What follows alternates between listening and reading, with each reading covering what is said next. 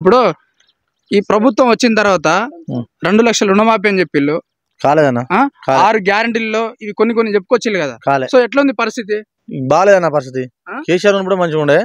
ఇప్పుడు కేసీఆర్ ఉన్నప్పుడు మేము అడిగినప్పుడల్లా నీళ్ళు వచ్చేది రైతులకు, రైతు బంధు పడేది, క్రాప్ లోన్ అప్పుడు మాపేయింది. ఇప్పుడు రూపాయి కూడా కాలే ఎవరికి, ఎవ్వరి రూపాయి కాలే. వచ్చి ఎన్క్వైరీ చేసుకోను, మా ఎమ్మెల్యే కాన్స్టిట్యూషన్ ఎమ్మెల్యే కూడా వచ్చి కూడా ఎన్క్వైరీ చేసుకోను, ఊరు వచ్చి. కాదు ఇప్పుడు అయిందని చెప్తా ఉన్నారు కదా వాళ్ళు. కాలే 2 లక్షల రూపాయలు రుణమాఫీ అందరికి అయింది. ఆగస్టు 15 రోజున కంప్లీట్ గా 3 విడతల్లో కంప్లీట్ చేసినాం అన్నట్టుగా మాట్లాడుతా ఉన్నారు. రమ్మని వాళ్ళని ఎవరిలో తీసుకుపోయి బ్యాంక్ కాడకు ఉందాం, బ్యాంకులో పోయి మాడదాం అంటే కాలేదు. ఇప్పుడు కూడా ఇంతసేపు గంట సేపు కూడా బ్యాంక్ మేనేజర్ ఫోన్ చేసిండు, మాఫీ కాలే నువ్వు సెటిల్మెంట్ చేసుకోమని ఫోన్ చేసి నాకు. దానికోసం ఏం మాడాలి, నువ్వు మాఫీ అయితే అన్నావు ఆగస్టు 15 రోజులకు, ఏది రూపాయి కూడా కాలే ఎవరికి. 100 మంది ఇప్పుడు ఒక్క జీపీలో దాదాపు 1000 మందికి కాలే. గ్రామ పంచాయతీలో ఒక్క 1000 మందికి కాలే. ఒక 50% కాదు, 100% కాలే. సో మొత్తానికి ఎట్లా ఉంది ఇప్పుడు? గతంలో కేసీఆర్ ప్రభుత్వం మంచిగా ఉండే. మనం ఇప్పుడు సినుకు పడక ముందు రైతు బంధు పడేది, ఇప్పుడు రైతు బంధు లేదు. ఇప్పుడు 4000 పెంచి వానాకాలం సీజన్ ఇంకా 9-10 రోజులు అయితే వానాకాలం సీజన్ అయిపోతుంది వాస్తవంగా. కానీ ఇప్పటి వరకు రైతు బంధు రాలేదంటే ఏమని చెప్తారు మీరు? రాలేదంటే ఇప్పుడు ఎవరిని చెప్పాలో మా ఎమ్మెల్యే అయితే ఇప్పుడు దాకా అడుగుదామంటే మా ఎమ్మెల్యే అయితే ఇప్పుడు కనబడలేదు. అశ్విన్ రెడ్డి ఇప్పుడు దాకా ఎమ్మెల్యే ఉందో కూడా చూడలే మేము. మా జీపీలో మేము అంత కార్యకర్తలు మేమని అశ్విన్ రెడ్డి ఎప్పుడు వచ్చిందో ఎట్లా ఉందో కూడా చూడలే ఇప్పటి వరకు. కనీసం ఓట్లు అడగడానికి వచ్చినప్పుడు కూడా చూసి, అప్పుడు ఓట్లు అడిగినప్పుడు చూసిన మనిషి ఇప్పుడు దాకా కూడా కనబడలే. ఇప్పుడు అసలు ఎవ్వరు మేము చచ్చిపోయినా కూడా మనిషి లేదు. అప్పుడు దయాకర్ రావు ఉన్నప్పుడు మనిషి ఇట్లా అబ్బాయి ఉన్నా కూడా ఊరికొచ్చేది ఎర్రబెల్లి దయాకర్ రావు. ఇప్పుడు దాకా అశ్విన్ రెడ్డి లేదు, ఎవరు లేరు. ఎర్రబెల్లి దయాకర్ రావు ఇక్కడ 10 సంవత్సరాలుగా ఎమ్మెల్యేగా కొనసాగించిండు కదా. సో అతని పరిపాలన ఏ విధంగా మీరు చూసిల్లు 10 సంవత్సరాల పరిపాలన. సో ఇప్పుడు కూడా ఈమె చూస్తా ఉన్నారు.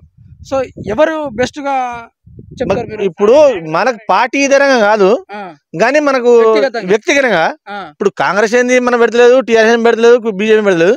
కానీ మాకు మా కార్యకర్త అంటే దయాకర్ రావు మనకు చచ్చిపోయినా బతికినా ఎవరైనా ఆపే సభ అంటే ఏ టైం వచ్చేది కాపాడేది.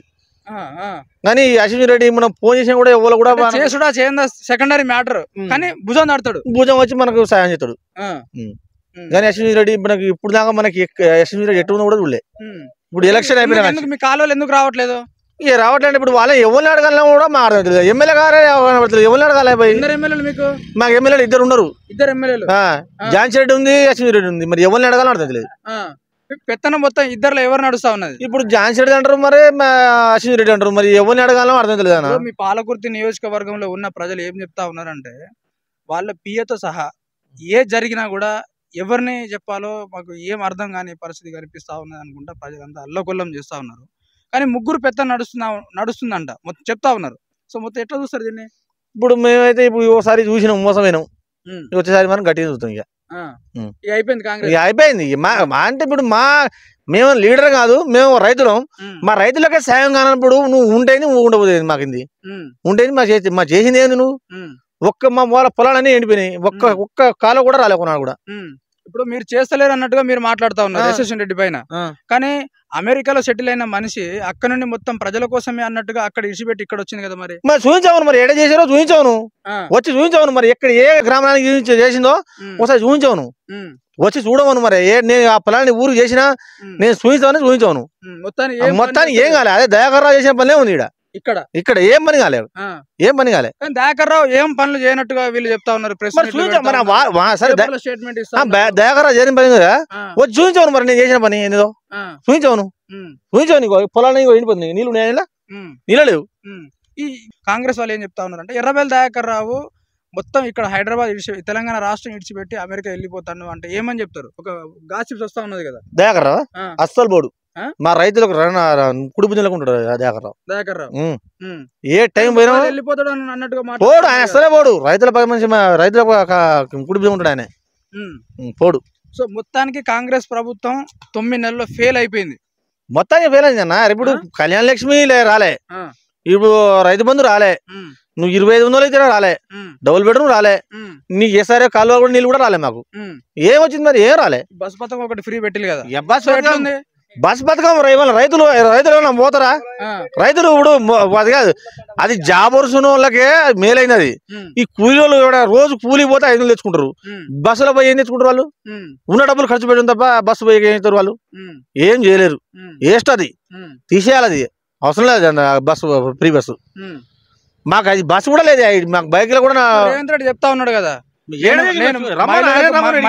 మహిళా సంఘాలకు అందరికి, మహిళలు ఎవరైతే తెలంగాణ రాష్ట్ర ప్రజల మహిళలు ఉన్నారో అందరికి నేను సహకరిస్తున్నా, మొత్తం నేను అన్ని మంచిగా చేస్తా అన్నట్టుగా మాట్లాడుతా ఉన్నాడు. ఇప్పుడు వాళ్ళు మళ్ళీ లేడీస్ వాళ్ళు మళ్ళీ రివర్స్ గా మాట్లాడుతా ఉన్నారు. రమ్మని అదే లేడీస్ మా ఊరికి రమ్మను. మా జీపీ నుంచి 50 మంది తీసుకొస్తా. నేను ఉన్న జీపీలు అందరూ తీసుకొస్తా. రేవంత్ రెడ్డి అందరు చీకొట్టలే తీసుకురావు. నేను చీపోతే ఏముంది? ఇంకా మనిషి రెచ్చగొట్టి కింద పైకి లేపి కింద పడేసి ఉంటావా? ఏముంది? ఏం లేదు. ఇప్పుడు ఎవరి పరిపాలన బాగుంది? లాస్ట్ అండ్ ఫైనల్ గా కేసీఆర్ ఉన్నప్పుడు కేసీఆర్ పరిపాలన మంచిగా ఉంది. ఎందుకని? ఏం చేసిండు? మాకు నీళ్ళు వచ్చినాయి, కళ్యాణ లక్ష్మి వచ్చింది, మనకు డబుల్ బెడ్రూమ్ మాకు ఊరు లెక్క వచ్చింది, రోడ్లు వచ్చినాయి, మిషన్ ద్వారా నీళ్ళు వచ్చినాయి, రైతు బంధు పడాయి మా టైం కు, మా బిల్లు కూడా అయినాయి మాకు. ఇప్పుడు దాకా ఈ కాంగ్రెస్ ప్రభుత్వం మాకు రూపాయి కూడా మాకు కాలే. మా జీపీలో దాదాపు 1000 మంది ఉన్నారు. ఇప్పుడు ఒక్క రూపాయి కూడా మాకు కాలే. మీరు ఎక్స్పెక్ట్ చేస్తున్నారు ఇంకా అవుతుందని? కాదు, అది కాదు, అయిపోయింది. ఆగస్టు 15 ఖతం అంటే ఆగస్టు 15 ఖతమే అయిపోయింది మొత్తం. ఇంకేముంది?